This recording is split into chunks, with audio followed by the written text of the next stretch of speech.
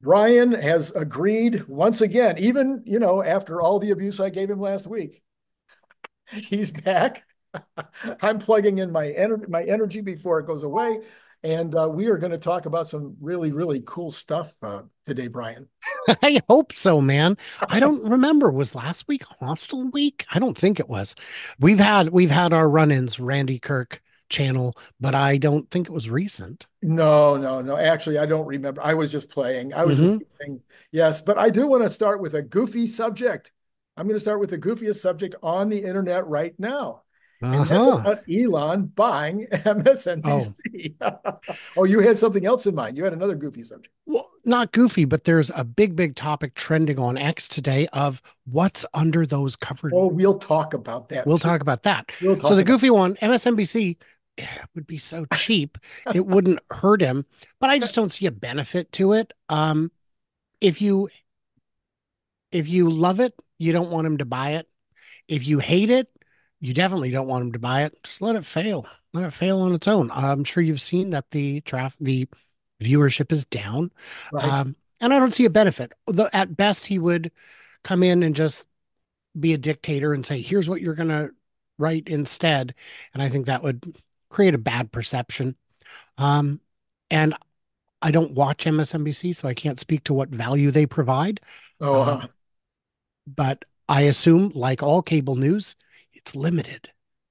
yes. Well, so I thought the only thought that I could have, because if I take what he's doing with X and apply it to, first of all, I'd rename it X or XBC or something. I'm not sure. And and I don't think he'd have any trouble raising the money. He wouldn't have to spend a dime out of his own pocket because he'd have so many people that would be happy to help him fund it. But And I it's so cheap. and it's so cheap. So if I take the what you call first principles approach, I think I would go back to the original idea of CNN. I don't know if you were alive and or old enough to pay attention, but when CNN came out, the idea was it was going to be straight up news. I mean, it wasn't going to take a side. It was going to try its best to let the conservative voices speak, the liberal voices speak, everybody speak without really slanting it one way or the other. And I think that would be what Elon would, if he wanted to do this at all. I think that's what he'd want to do. Don't know. Couldn't tell you. I don't know if there's money in that. I can tell you just news generally, there really isn't much money in it. It's a difficult business and a dying one because it's difficult to monetize. It used to just be ads, the classifieds paid for the entire newspaper. And you had a big fat staff with tons of reporters. And then the internet came along, and rather than embrace it, the news spent decades trying to convince everyone that no, that's not good enough. And now that they're trying to move there, they realize, oh, wait, we told them it's not good enough. It's like the problem legacy companies who make automobiles are having with the transition to EVs. We spent 20 years telling our customers EVs don't work, and now we're trying to sell them. We convinced our customers too well. But honestly, I don't care. I think it's a distraction. I'd rather have him, be a silent partner, if any, because I'd like him to focus on the much more important things that are already on his plate. I see. Well, okay, let me just throw out one more idea then. And Oh that would boy. be to go even though you don't care, but what about the taking the real clear politics approach? So it wouldn't be news at all. It would just be commentary. So it would just be, a liberal, uh, for an hour or half an hour, or a group of two liberals, two conservatives, and a libertarian, and a group of five. Of course, they have to be groups of five. Uh, or maybe then a liberal show, then followed by a conservative show, maybe a back and forth, almost like they do on Real Clear Politics, where you have 10 minutes somebody talking on the subject and then 10 minutes somebody taking the other side. Not a true debate, but rather kind of anyway, some kinds of things like that where you get a lot of comments going back and forth. And Real Clear Politics seems to be very successful. Is it? I don't follow these things, so I don't know. Oh, okay. I'll tell you that format you described. I wouldn't watch it, but that's true of all cable news. I already Okay. won't watch it, and I'm still not interested. I have too much going on in my life to spend an hour getting information that I could read in 5 minutes. Gotcha. Gotcha. Okay. Well, then let me switch over to the subject you brought up just a minute ago. And that would be there are secret cars in the lot. Elon is truly the P.T. Barnum of our time. He's always covering up things and teasing the future. And in this case, at least according to Teslarati, the 12 or 14 vehicles that are out there appear to be various automobiles. If you can gin up the some kind of an idea of what's underneath those pieces of cloth by trying to guess what did you see and what didn't you see and what do you think? Well, it exists in a spectrum, right? It could all be potential new Tesla models. It could all be teaser models. Some look to be the size of Teslas. Some of them are definitely not the shape of Teslas with which we are familiar today. But it could also just be that they have other manufacturers' cars out there for benchmarking. Maybe there is a Mach-E under one of those, or an Audi, or who knows, a BMW, and that they wish to benchmark them. If they had all of those competitor cars on the track, that would cause more attention, and it might not be the right kind of attention, even though there's nothing untoward about this. This is something all manufacturers do. You want to see what the other guys are doing so you can at least do as well or try to. And yeah, hopefully. But I would love to hear your speculation. But before we get to that, I would love to hear the comments speculation down below. What's under the what's under the tarps? Randy, what do you think? Well, I don't know. I know you don't. My best guess based on reading Teslarati and other people that have tried to comment and tried to kind of intuit what is that shape and what is this, curvature here or there. You know, basically there are a bunch of cars on the way. I mean, we have the Juniper, we have the Model 2.5, which may or may not be one or more than one model. We've got the Roadster. We have got people asking for a minivan or a 6, 7 passenger, type minivan product that he said yes to and said, just the other day, a couple of different times, said, well, okay, we'll do that. There are all these different possibilities. Did I say the Roadster? And so maybe there's one of each out there or two of each. I mean, could that be what we're looking at is the entire lineup for 2025?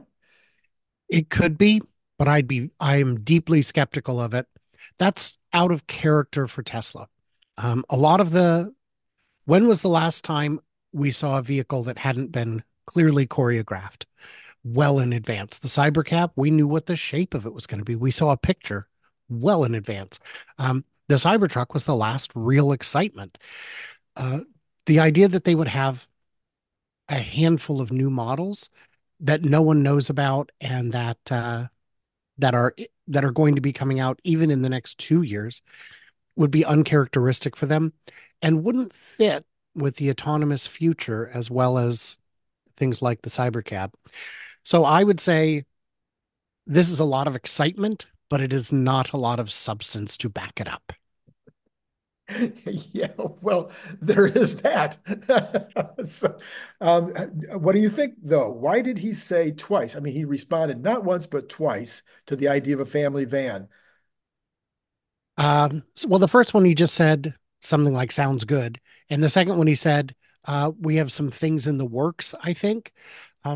But why would he say that? I don't know. He says a lot of things. He says a lot of things. I don't put much stock in those kinds of throwaway comments. I mean, there were times when people said, "Can we get other things?" And he said, "Yes, absolutely, working on it." And then Never happens. five Yeah. years go by and it's forgotten. So I don't know. On the flip side, you have things like dog mode where someone asks and 2 weeks later you've got it. Now that's Right. something you can do over the air. That's a software fix that one person can implement, but a whole vehicle takes a lot of work. And the only reason I would think that they could be doing them is because they don't want to impact current sales, to Osborne them, to diminish sales by people waiting. But if they were going to, I think they would announce something now because a lot of people are already waiting for Juniper. I Yeah. wouldn't say most. I'd say sales remain strong because I would say that as clear as it is to you and I, if you or I were buying a Model Y today, I think we would hold tight. I Mhm. think we would say, I'm gonna tough it out for a few Right. months. Right. But I think 95+%, probably 98% of Tesla buyers do not follow these things as hawkishly as we do and have no idea that a new model is coming. And if they do, they have no idea what a significant improvement it's Right. likely to be. Right. If you're looking to buy a Model Y, by all means, get one. You'll love it. But I personally would wait. Yes. I actually talked to one of the employees at a service center back on 1010. And he really gave me the impression that most of the people that come in to buy a Tesla are no more equipped in terms of their knowledge about Tesla than the person who walks in to buy a Chevy. They kind of like the shape, or they kind of like the idea of going electric, or they kind of like the idea of something really fast. And their knowledge is very limited. I knew someone who um, had just kind of always wanted a new car, and life was throwing some curveballs. So she went in and said, "You know what? I like it. I'm just going to buy it. I'm just going to buy it," and bought it, drove it, and said, "This is something different. I'm going to invest." And that's very similar to the path that Alexandra Mertz took. She was in a lease on another vehicle. She said, "You know what? I need to find out what all the fuss is about." She drove it. She said, "Whoa, this changes. Let's terminate the lease, even though it's going to cost extra, and we're going all in." And for folks who did that prior to 2019, I mean, even since then, depending on when, they've done pretty well. Yeah, absolutely. So the other little sneak preview we had, the little, peek through the peek hole that was offered today was a notice that went up on the on the Japan X account, and it was talking about Optimus coming soon. What in the world do you think they meant by that? I don't know. I've been trying to figure that one out all morning. Um, it's happening. Great. What's Yeah. happening? I'd like to know. There were a number of what I would consider pretty sharp retail analysts on X who said Japan is a very good use case. They've got an aging workforce and a shrinking population. They need more people to do labor. They're not opening the borders to let workers in from other places. And if they They're did, nobody'd go. Well, it depends what it pays. I'm sure. Okay. Uh, you know. I'm just playing. I'm having. Oh, I think there are people who would absolutely go, but I know a number of teachers who've gone there and enjoyed it. Mhm. But yeah, so it could be that maybe we're going to trial a workforce in Japan, but why Japan? I think maybe a good possibility is maybe they're going to hold a recruiting event Mm, because there are a lot of very good engineers, including in robotics in right. Japan. So maybe they'll have a AI Day 3 is in Japanese. Yeah, that one threw me for a loop. I was like, what are they? I couldn't even get my arms around it, so to speak. All right. Well, those were my questions for this particular, round of interest. I would Um, add in the comments, I would also like to hear viewer theories on what's going on with Optimus in Japan. Man, yeah. I think there's opportunity for some fun, high quality speculation. Okay. Speculating is what we love. Without speculation, you and I would be out of a job. Speculator, alligator.